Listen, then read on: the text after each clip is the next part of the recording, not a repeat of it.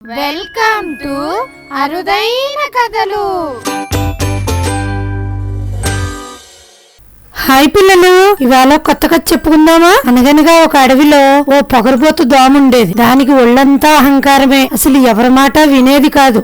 దోమకి ఎవ్వరు స్నేహితులు కూడా లేరు. అందరూ దాన్ని అసహించుకునేవారు. ఎందుకనుకుంటున్నారా? అది అందరి దగ్గరికి వెళ్లి జీమని గిరగరా తిరుగుతూ వాళ్ళని ఎక్కడ పెడితే అక్కడ కుట్టేది. అబ్బా, దోమ కుట్టింది, అయ్యో దోమ కుట్టేసింది, అబ్బబ్బబ్బబ్బా ఈ పాడుదోమ అసలు భరించలేకపోతున్నాం. ఎక్కడి నుంచి వచ్చిందో ఏమిటో అందరినీ ఏడిపించేస్తోంది. దాన్ని ఎక్కడికైనా బయటకు పంపించేయండిరా బాబు అని అడవిలో జంతువులన్నీ రోజు విసుక్కుంటూ కసురుకుంటూ చాలా బాధపడేవి. వాళ్ళలా బాధపడుతుంటే ఆ దోమ వాళ్ళని చూసి భలే కుట్టాను అంటూ ఆనందంతో గంతులు వేసేది. దోమ ఇలా అనుకుంది, రోజు ఈ చిన్న చిన్న జంతువుల రక్తం తాగుతున్నాను, ఈవేళ పెద్ద సింహం దగ్గరికి వెళ్లి దాన్ని కుడితే ఉంటుందబ్బా మజా, భలే ఉంటుంది అనుకున్నదే తడవుగా సింహం దగ్గరికి బయలుదేరింది దోమ. వేట ముగించుకుని ఓ చెట్టు కింద ప్రశాంతంగా నిద్రపోతున్న సింహం దగ్గరికి ఈ దోమ వెళ్లి చటుక్కున ముక్కు మీద, చెవుల మీద, కాళ్ల మీద కుట్టడం మొదలు పెట్టింది.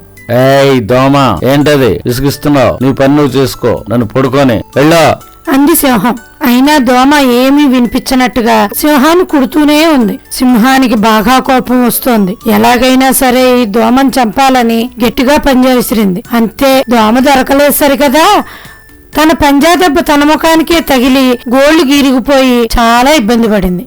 అది చూసి దోమ, చూసావా, నీకన్నా నేనే బలవంతురాల్ని, లేకపోతే ఈ అడవికి రాజంటావా? నేను నిన్నే ఓడించాను, అందరికీ పిలిచి చెప్తాను నీ గురించి. సింహాన్ని ఓడించిన దోమని నేనే అని చాలా గర్వంగా చెప్పింది. సింహానికి తల కొట్టేసినట్టయి తల దించుకుంది. దోమ మాత్రం చాలా గర్వంగా ఆ రోజు నుంచి అన్ని జంతువుల దగ్గరికి వెళ్లి మీ మహారాజునే కుట్టాను కాబట్టి నేనే గొప్పదాన్ని, మీరందరూ రేపటి నుంచి ఈ అడవికి రాజుగా నన్నే నియమించండి, సింహం కాదు అని అందరి దగ్గర చెప్పుకోవడం మొదలుపెట్టింది. అది విన్న జంతువులన్నింటికి చాలా బాధ కలిగింది. ఎలాగైనా సరే ఈ దోమకు బుద్ధి చెప్పాలి అని, ఈ దోమకు ఎవరు బుద్ధి చెప్తారు అని అన్ని ఒకరి ముఖాలు ఒకరు చూసుకుంటుండగా సాలీడు నేను బుద్ధి చెప్తాను అంటూ ముందుకొచ్చింది. అన్ని జంతువులు ఒక్కసారిగా సాలీడు వైపు తిరిగి ఆశ్చర్యంగా చూసాయి. ఏంటి, నువ్వు దానికి బుద్ధి చెప్తావా? ఎలా? చూస్తూ ఉండండి ఎలా చెప్తానో అని దోమ తిరిగే అన్ని ప్రదేశాల్లోనూ తన సాలిగూడు నల్లింది. ఆ విషయం తెలియక హుషారుగా పాటలు పాడుకుంటూ జుమ్మని బయలుదేరింది దోమ. అంతే, ఇంకేముంది, సాలిగూడులో చిక్కుకుంది. ఎంతకీ బయటకు రాలేదు. రక్షించండి అని ఎంత బతిమాలినా ఏ ఒక్క జంతువు రాలేదు. 2 రోజులైంది సాలిగూడులో చిక్కుకుని. తినడానికి ఏమీ లేదు, తాగడానికి ఏమీ లేదు, ప్రాణం పోయే పరిస్థితి వచ్చింది. అప్పుడు సింహం దోమ దగ్గరకు వచ్చి సాలీని చూస్తూ ఆ దోమను విడిచిపెట్టు అని ఆజ్ఞాపించింది సింహం.